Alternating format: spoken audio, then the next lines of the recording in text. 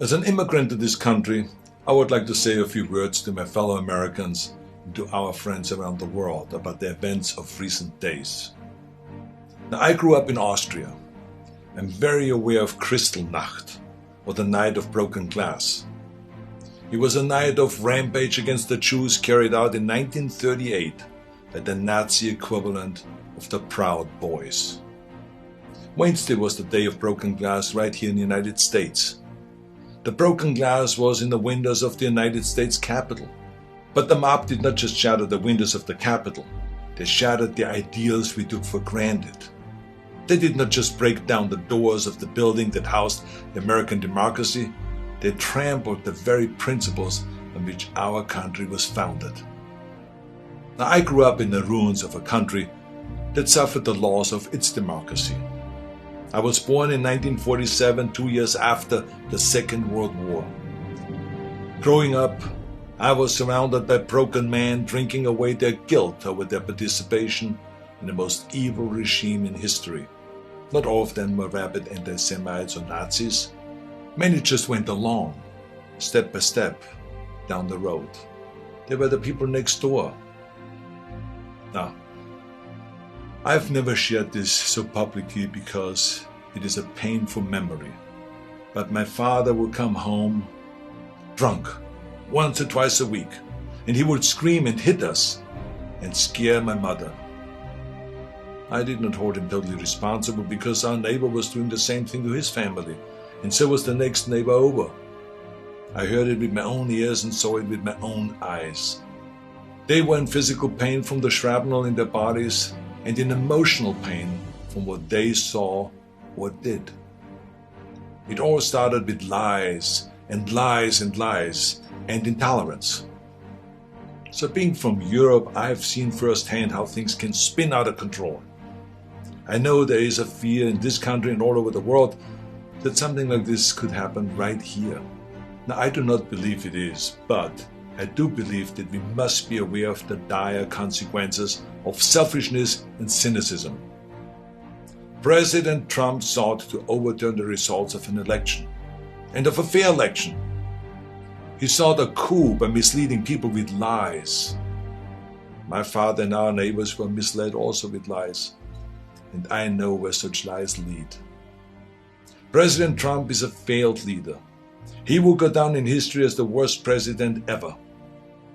The good thing is that he soon will be as irrelevant as an old tweet. But what are we to make of those elected officials who have enabled his lies and his treachery? I will remind them of what Teddy Roosevelt said. Patriotism means to stand by the country. It does not mean to stand by the president. Now, John F. Kennedy wrote a book called Profiles in Courage. A number of members of my own party, because of their own spinelessness, would never see their names in such a book, I guarantee you. They are complicit with those who carried the flag of self-righteous insurrection into the Capitol. But it did not work. Our democracy held firm. Within hours, the Senate and the House of Representatives were doing the people's business and certifying the election of President-elect Biden. What a great display of democracy. Now, I grew up Catholic. I went to church, to Catholic school. I learned the Bible and my catechism and all of this. And from those days, I remember a phrase that is relevant today: a servant's heart. It means serving something larger than yourself. See, what we need right now from our elected representatives is a public servant's heart. We need public servants that serve something larger than their own power or their own party. We need public servants who will serve higher ideals, the ideals in which this country was founded, the ideals that other countries look up to. Now, over the past few days, friends from all over the world have been calling me distraught and worried about us as a nation. One woman was in tears about America, wonderful tears of idealism about what America should be. Those tears should remind us of what America means to the world.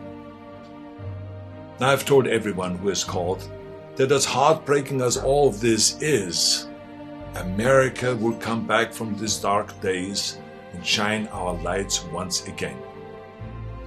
Now you see this sword? This is the Conan sword. Now here's the thing about swords. The more you temper a sword, the stronger it becomes. The more you pound it with a hammer and then heat it in the fire and then thrust it into the cold water and then pound it again and plunge it into the fire and into the water, the more often you do that, the stronger it becomes. I'm not telling you all this because I wanted to become an expert sword maker, but our democracy is like the steel of this sword. The more it is tempered, the stronger it becomes. Our democracy has been tempered by wars, injustices, and insurrections. I believe, as shaken as we are by the events of recent days, we will come out stronger because we now understand what can be lost.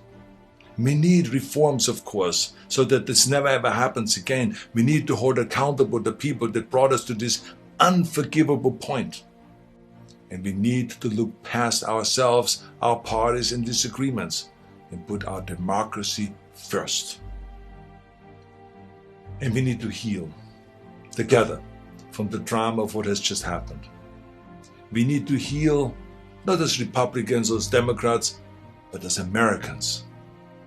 Now, to begin this process, no matter what your political affiliation is, I ask you to join me in saying to President-elect Biden, President-elect Biden, we wish you great success as our president.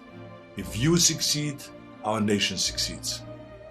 We support you with all our hearts as you seek to bring us together. And to those who think they can overturn the United States Constitution, know this: you will never win. President-elect Biden, we stand with you today, tomorrow, and forever in defense of our democracy from those who would threaten it. May God bless all of you, and may God bless America.